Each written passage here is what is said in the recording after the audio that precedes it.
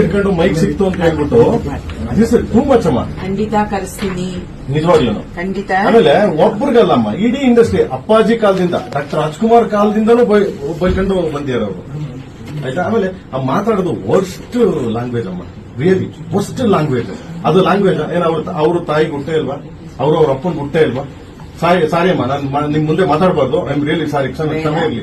ಯಾಕೆಂದ್ರೆ ನಾನು ಮಾತಾಡ್ಬೇಕಂದ್ರೆ ಇವ್ರಿಗಿನ್ನ ಕೆಟ್ಟ ಲ್ಯಾಂಗ್ವೇಜ್ ಮಾತಾಡ್ತೀನಿ. ನನಗದು ಅವಶ್ಯಕತೆ ಇಲ್ಲ, ನಿಜವಾಗ್ಲೂ ಅವಶ್ಯಕತೆ ಇಲ್ಲ ನನಗೆ, ಆಯ್ತಾ. ಸೊ ಏನಕ್ಕೆ ನಾನು ಬಂದೆ ಅಂದ್ರೆ ಎಂಟೈರ್ ಎಲ್ಲ ಕನ್ನಡ ಚಿತ್ರರಂಗ ಮತ್ತೆ ಕನ್ನಡ ಮತ್ತೆ ತಿರ್ಗಿ ನನ್ನ ಫ್ಯಾನ್ಸ್ಗಳಾಗ್ಲಿ, ಕನ್ನಡ ಫ್ಯಾನ್ಸ್ಗಳಾಗ್ಲಿ, ಕನ್ನಡ ಚಿತ್ರರಂಗ ಫ್ಯಾನ್ಸ್ಗಳಾಗ್ಲಿ ಎಲ್ಲರೂ ನಾನು ಮೆಸೇಜ್ ಮಾಡ್ತಿದ್ದಾರೆ, ಪ್ರೇಮ್ ಸರ್ ಇದನ್ನ ಹಿಂಗೆ ಬಿಡಬೇಡಿ, ಹಿಂಗೆ ಬಿಡಬೇಡಿ, ಹಿಂಗೆ ಬಿಡಬೇಡಿ ಅಂತ. ನಾ ಅದಕ್ಕೋಸ್ಕರ ಇದು ನಿಜವಾಗ್ಲೂ ತಲೆ ಕೆಡ್ಸ್ಕೊತಿರಲಿಲ್ಲಮ್ಮ ನಾನು. ಬಟ್ ಅವ್ನು ಮಾತಾಡಿರೋ ಸ್ಲ್ಯಾಂಗು ಮತ್ತೆ ತಿರ್ಗಿ ಅವ್ನು ಮಾತಾಡಿರೋ ಶೈಲಿ ನನಗೆ ಇದಾಯ್ತು, ತುಂಬಾ ಅರ್ಥ ಆಯ್ತು. ಇದ್ರ ಬಗ್ಗೆ ಅವ್ರನ್ನ ಕರೆಸಿ ಮಾತಾಡ್ತೀನಿ. ಹೋಮ ದಯವಿಟ್ಟಮ್ಮ.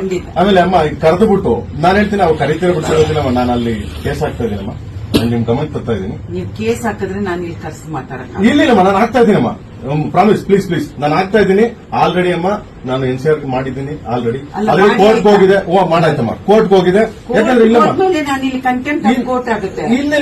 ನಾನು ನಿಮ್ಗೆ ಹೇಳ್ತೀನಿ ಏನ್ಕಿದ್ರೆ ಅದು ನನ್ನ ಪರ್ಸನಲ್ ಅಮ್ಮ, ನನ್ನ ಪರ್ಸನಲ್ ನಾನು ಒಬ್ಬ ಹಾಕೊಂಡಿದ್ದೀನಿ. ನಾನು ಮಿಕ್ಕದವ್ರದ್ದು ಪರವಾಗಿ ಬಂದಿದ್ದೀನಿ. ನಾನು ಮಿಕ್ಕದವ್ರು ಏನೇನ್ ಮಾಡಿದ್ದಾರೆ, ಹೆಂಗೇನ್ ಮಾತಾಡಿದ್ದಾರೆ.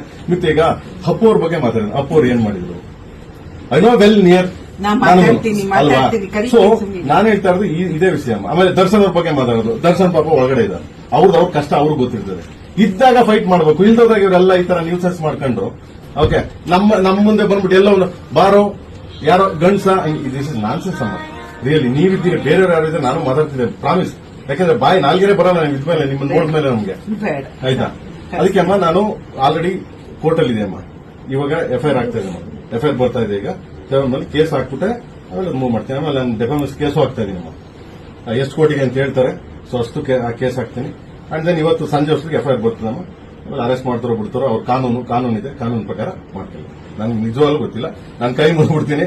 ಏನಕ್ಕೆ ಅಂದ್ರೆ ನನಗೆ ತುಂಬಾ ಹರ್ಟ್ ಆಯ್ತು. ಯಾಕಂದ್ರೆ ನನಗೂ ಮಕ್ಕಳಿದಾರಮ್ಮ, ನನಗೂ ನನ್ನ ಹೆಂಡತಿ ಇದಾರಮ್ಮ. ಸಮಾಜದಲ್ಲಿ ಅಟ್ಲೀಸ್ಟ್ ಎದ್ದು ಓಡಾಡ್ಬೇಕಾದ್ರೆ ಗೌರವ ಬೇಕಲ್ಲಮ್ಮ, ಯಾರ ಮುಂದೆ ನಾವು ಮಾತಾಡ್ಬೇಕಾದ್ರು ಏನಾದ್ರು ನಾವು ಬೇರೆಯವ್ರ ಮುಂದೆ ಯಾವ ತರ ನ್ಯೂಸೆನ್ಸ್ ಆಗಿ ಮಾತಾಡೋದು ತಪ್ಪಲ್ಲಮ್ಮ ಅದು.